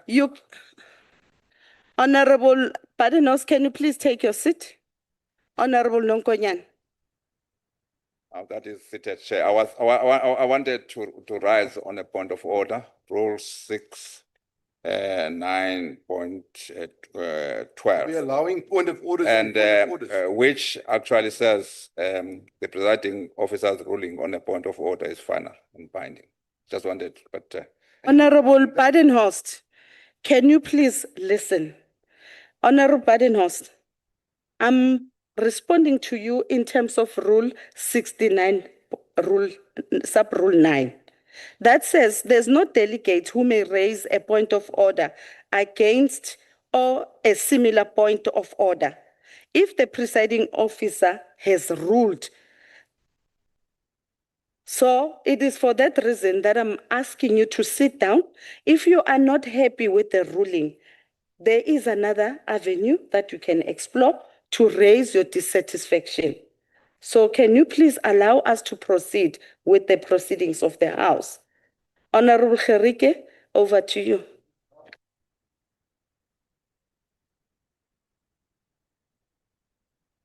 Honorable Gerike. Yes, thank you, Chairperson. Deputy President, the declaration of interest for members of Parliament and the executive is a legal requirement and ethically correct to, firstly, hold public office bearers accountable, and secondly, to win the trust of the general public. Your declaration of interest was somewhat confusing and sparked a lot of debate and speculation even in the media. You have attempted to clear the air, Deputy President. The question is, does it bring the issue to an end? Or is there still something that you need to share with the country in this regard? Thank you very much. Honorable Deputy President, you may respond. Thank you very much. Honorable Gerike, the matter has been brought to conclusion. I don't know what I need to share with the country. Everybody knows where I live. I've declared everything around me. I don't have smaller nyana skeletons that I have to share with anybody. My life is as transparent as it is. And that's what I wrote in my declaration. This is where I live. This is how the house is owned. And I didn't say it for the first time. I said it last year. I still live where I was living last year. So my declaration could not have changed. Somebody tried to change it in the media. You know, when members of parliament are guided by the media, like News 24, you're going to falter because you read these funny things and it becomes your program. And you come and ask me questions based on articles of News 24. It's completely out of order. No, listen to me. You read News 24 and come and ask me questions. Hang on, Honorable Deputy President. Honorable Gerike, you asked the question. Deputy President has afforded you an opportunity to ask him and he listened to you. Now he's responding to your question. You are responding back. That is against the rules of the House. Can you afford him an opportunity to respond to your question? If you are not happy with the response, there will be another opportunity given to you to ask the question. And you can't speak back to the presiding officer. Chairperson. Over to you, Honorable Mananiso, on which rule are you rising on? Thank you, Chairperson. On Rule 47, that says that delegates may not confess aloud. So I want you to actually rule on that We are tired of what Honorable Gerrit is doing. Thank you. The order is sustained, Honorable Mananiso. Over to you, Honorable Deputy President. Yes, Honorable Chairperson, let me conclude. The point I was making is that it is a journalist who wrote a story that he's now following up, that I wrote in my declaration that I own a house that I don't own. I mean, how foolish can I be? Ownership of property is something that is on record. You can go to the registers of properties, you'll find which properties I own. So what on earth will make me go to my declaration and say, I live in this house, last year I said I don't own it, now I own it. If I own it, there will be a record that shows I'm the owner of that property. And honorable member knows the truth, but they listen to journalists who work with them to come and ask us questions here that are funny. Yes.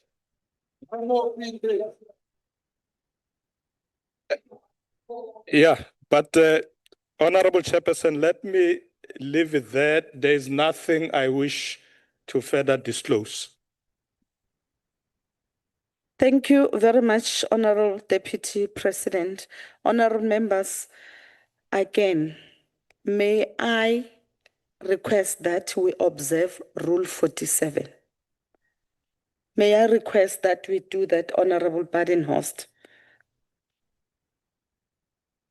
We are now proceeding to the last question for the day that has been posed by Honorable Noe to the Deputy President with regards to the recommendation of the South African Human Rights Commission.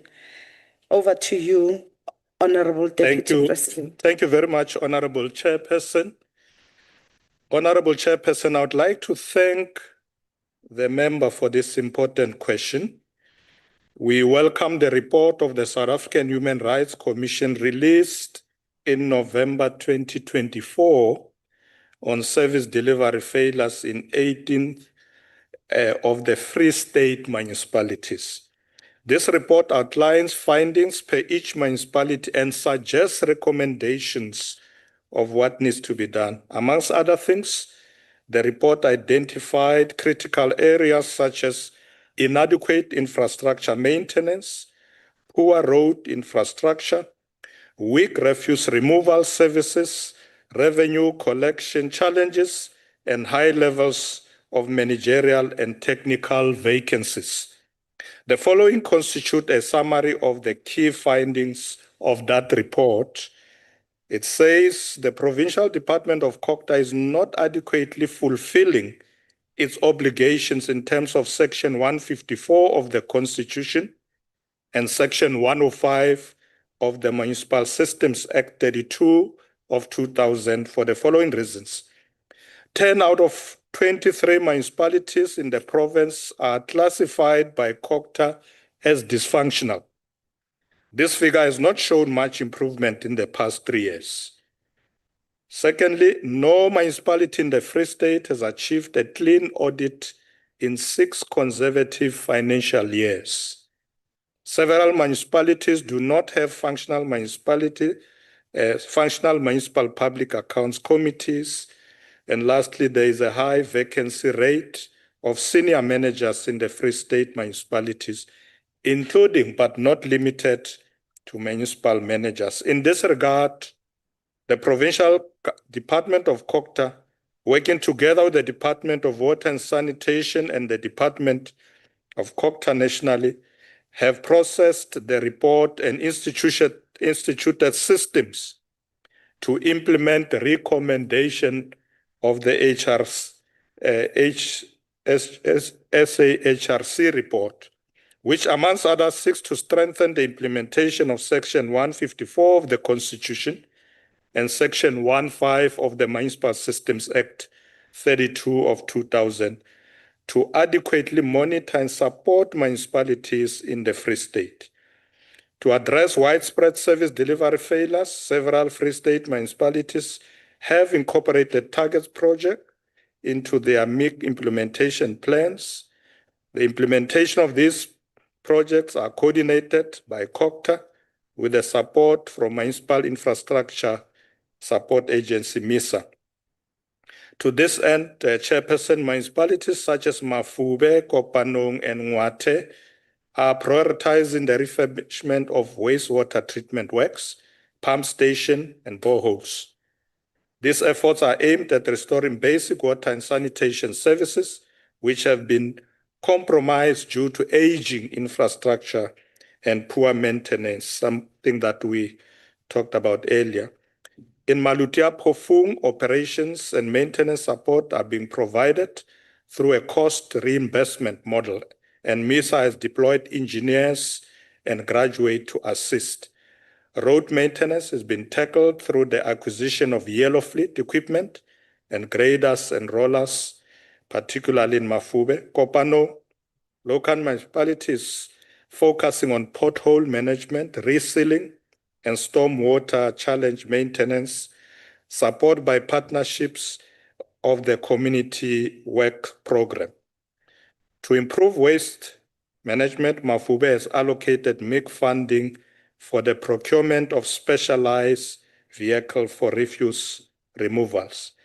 This project reflects a strategic shift towards core municipal functions and improving the quality of lives of residents in these distress areas.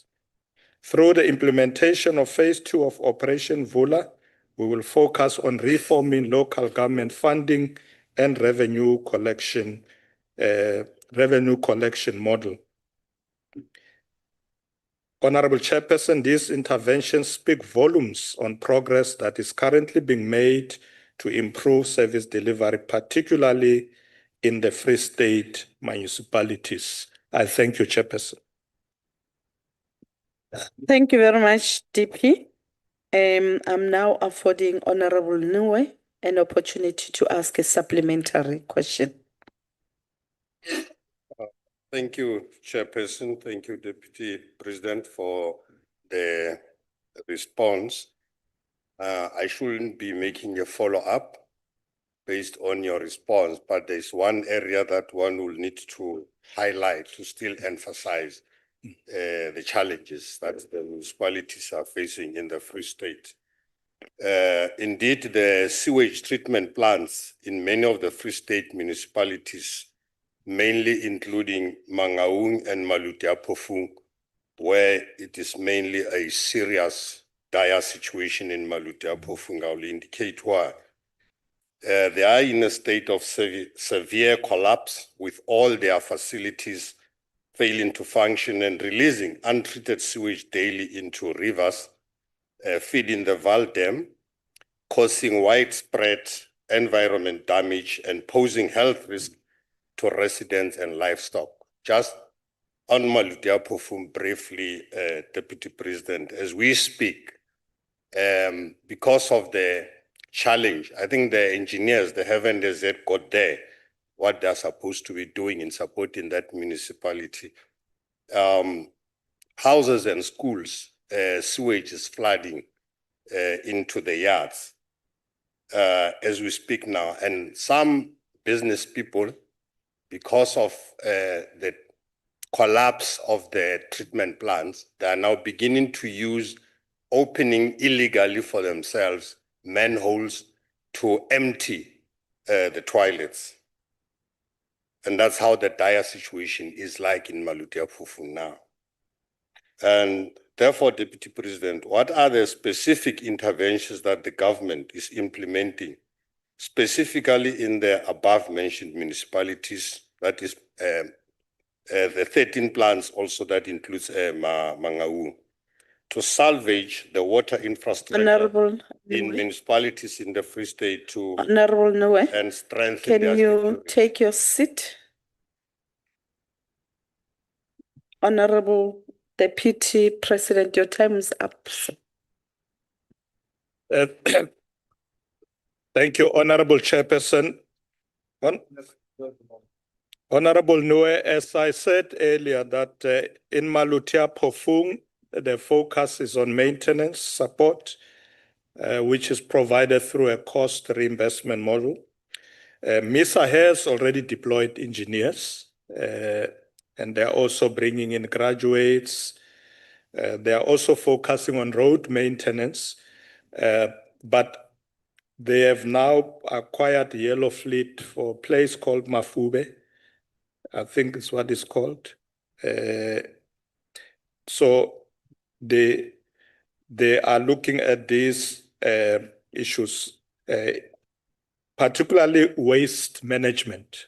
We will obviously look into the issue you are raising of the sewage spilling into some residential areas. But there is interventions going on there. We must just look at whether they are attending to all the challenges as you have raised. But I think it's easy because the work has started. I will, as part of working on looking at service delivery challenges as asked by the President, to follow up exactly whether they are attending to all those issues. Thank you very much, Chairperson. Thank you very much, Deputy President. The next follow-up question is from Honorable Skier Gochel. Over to you. Thank you, Chairperson. Deputy President, as confirmed by myself last week, every single river in the Free State is being polluted by collapsing ANC-governed municipalities. The Auditor General has confirmed the Free State is the worst-run province in South Africa, with not a single clean audit in almost a decade, ghost budgets illegally approved, and billions in infrastructure grants returned unspent. Would you not agree that, and even President Ramaphosa conceded in this House, the situation warrants Section 101A interventions, forcing the Free State Executive to account for why it has failed to ensure even the most basic services? And why should residents continue to suffer under what municipalities call themselves and admit special collapse if they refuse to apply constitutional remedy of direct intervention? Thank you. Thank you very much, Honorable Skier Gochel. Over to you, DP. Thank you, Honorable Chairperson. Honorable Skier Gochel, as I said, there is an intervention now focusing in the Free State. So we will attend to these challenges. The Minister of COGTA will bring a report to Cabinet in terms of progress we are making, but we are intervening, particularly in the Free State. As I said earlier in my statement, that many of those municipalities have been identified as dysfunctional, and therefore we need to intervene. We are doing exactly that. Thank you, Chairperson. Thank you very much, DP. The next question is from Honorable Machobeni.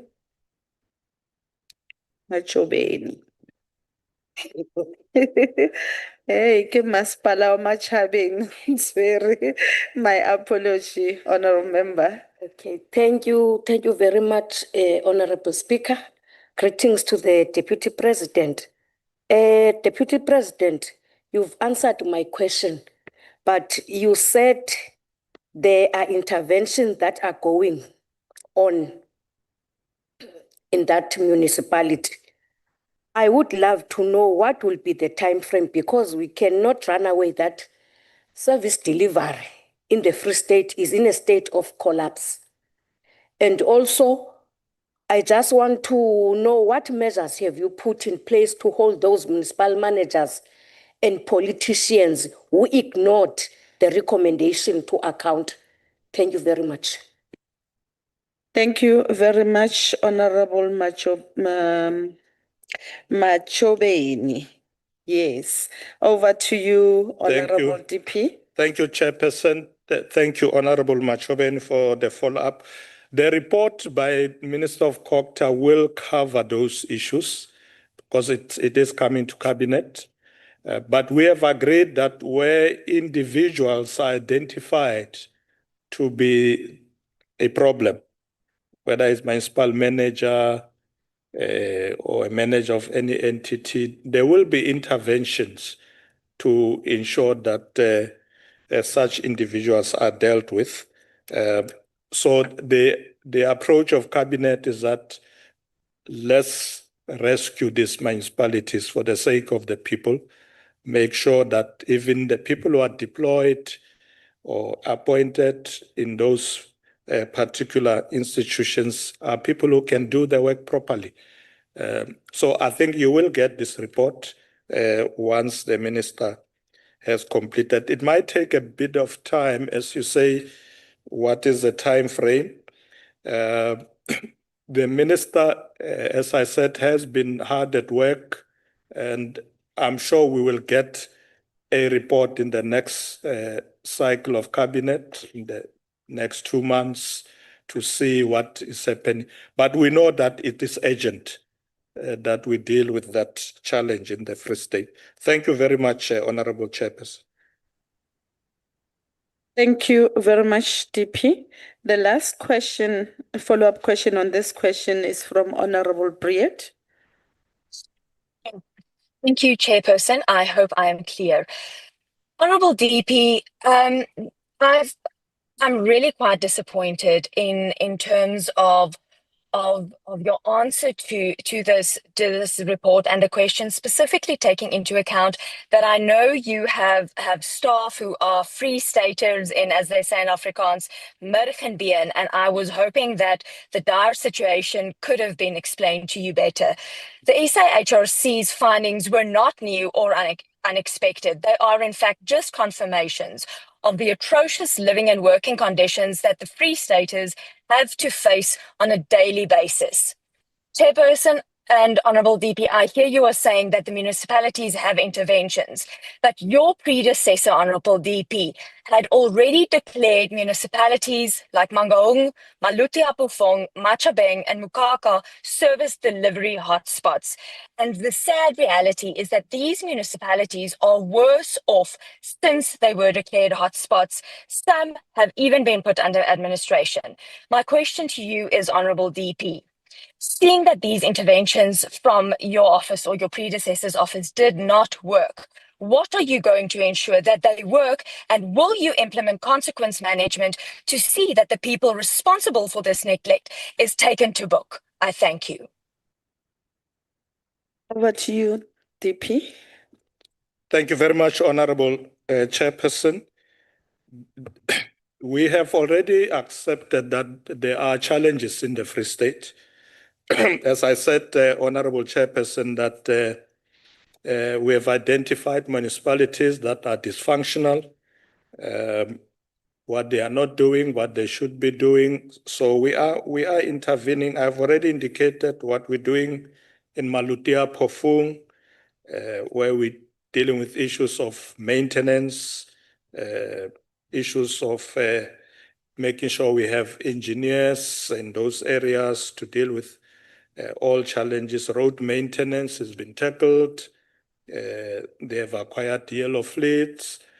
So all these things, Honorable Member, are being done as we speak. So it's not a wish list that we think of. We're already there doing these things.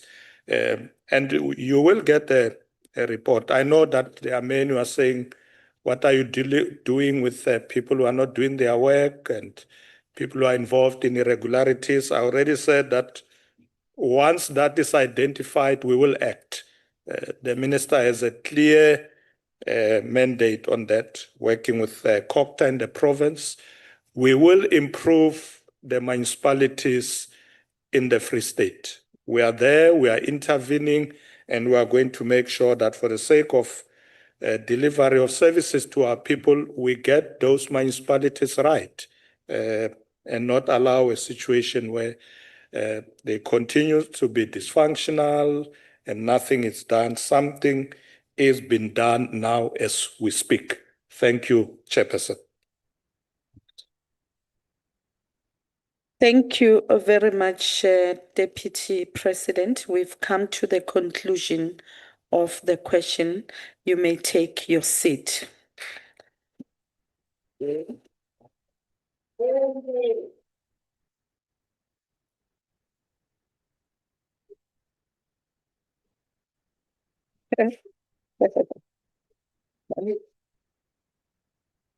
Having said that, Deputy President, we want to take this opportunity and thank you for being part of this House, both in your capacity as the leader of business government and as well as the Deputy President of the Republic of South Africa.